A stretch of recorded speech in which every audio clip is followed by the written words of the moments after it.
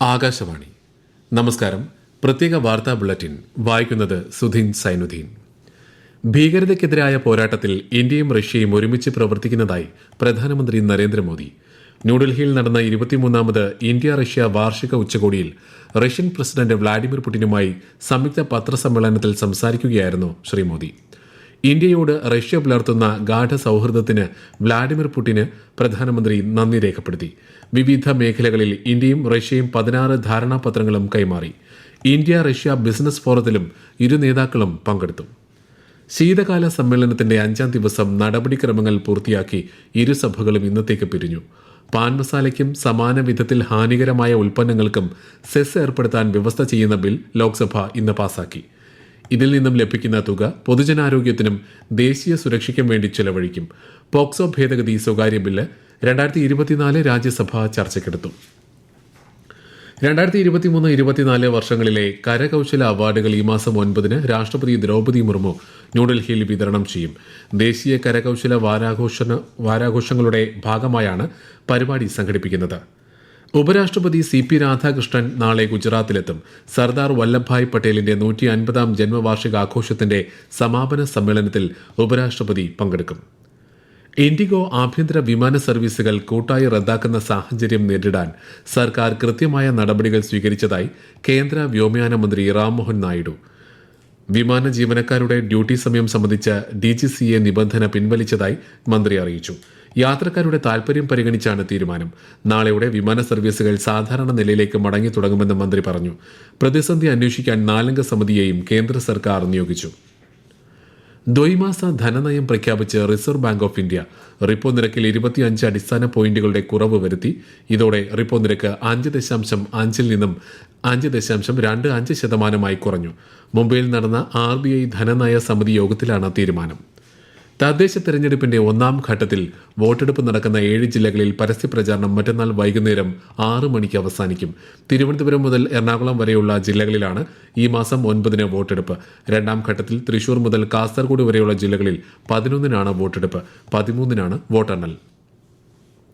സംസ്ഥാനത്ത് ഡിജിറ്റൈസ് ചെയ്ത SIR ഫോമുകളുടെ എണ്ണം 2,66,44,300 ആയി ഉയർന്നതായി മുഖ്യ തെരഞ്ഞെടുപ്പ് ഓഫീസർ രത്തൻ യു ഖേൽക്കർ. ഇത് മൊത്തം വിതരണം ചെയ്ത ഫോമുകളുടെ 95.67%. ഫോമുകൾ സ്വീകരിക്കുന്നതിനും അപ്ലോഡ് ചെയ്യുന്നതിനുമായി സജ്ജമാക്കിയിട്ടുള്ള ക്യാമ്പുകൾ നാളെയും തുടരും. ഇന്ത്യൻ സൈനിക ഉദ്യോഗസ്ഥനും UN സമാധാന ദൌത്യ സേനാംഗവുമായിരുന്ന ക്യാപ്റ്റൻ ഗുർബച്ചൻ സലാരിയയുടെ ബലിദാൻ ദിവസിൽ ശ്രദ്ധാഞ്ജലി അർപ്പിച്ച് രാജ്യരക്ഷാ മന്ത്രി രാജ്നാഥ് സിംഗ്. കോങ്കോ ദൌത്യത്തിലെ ക്യാപ്റ്റൻ സലാരിയയുടെ സേവനം അഭിനന്ദനാർഹമാണെന്ന് കേന്ദ്രമന്ത്രി സമൂഹമാധ്യമത്തിൽ കുറിച്ചു. ക്യാപ്റ്റൻ സലാരിയയുടെ സ്തുത്യർഹ സേവനത്തിന് മരണാനന്തരം രാജ്യം പരംവീർ ചക്ര നൽകി ആദരിച്ചിട്ടുണ്ട്. ഇന്ത്യ മലേഷ്യ സംയുക്ത സൈനിക അഭ്യാസം ഹരിമൌ ശക്തിയുടെ 5ാം പതിപ്പ് രാജസ്ഥാനിൽ ആരംഭിച്ചു. തീവ്രവാദ പ്രവർത്തനങ്ങൾ ചെറുക്കുന്നതിനായി ഒത്തൊരുമിച്ച് പ്രവർത്തിക്കുക എന്നതാണ് അഭ്യാസത്തിന്റെ ലക്ഷ്യം. ഈ മാസം 18 വരെയാണ് പരിശീലനാഭ്യാസം. ശബരിമലയിൽ ഭക്തജന തിരക്ക് തുടരുന്നു. ഇന്ന് വൈകിട്ട് 6 മണിവരെ 75,075 തീർത്ഥാടകരാണ് ദർശനം നടത്തിയത്. സന്നിധാനം, പമ്പ, നിലയ്ക്കൽ എന്നിവിടങ്ങളിൽ ഇന്നും നാളെയും അധിക സുരക്ഷാ ക്രമീകരണങ്ങൾ ഏർപ്പെടുത്തി. സുരക്ഷാ ക്രമീകരണങ്ങളുടെ ഭാഗമായി കേരള പോലീസ്, CRPF ഉൾപ്പെടെ വിവിധ സേനാ വിഭാഗങ്ങൾ സംയുക്തമായി റൂട്ട് മാർച്ച് നടത്തി.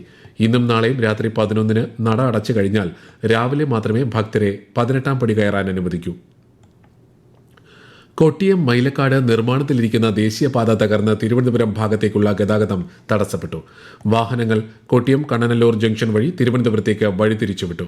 റോഡ് തകർന്നതിന്റെ കാരണം പരിശോധിക്കുമെന്ന് ദേശീയപാത അതോറിറ്റി റീജിയണൽ പ്രൊജക്ട് ഓഫീസർ പ്രതികരിച്ചു.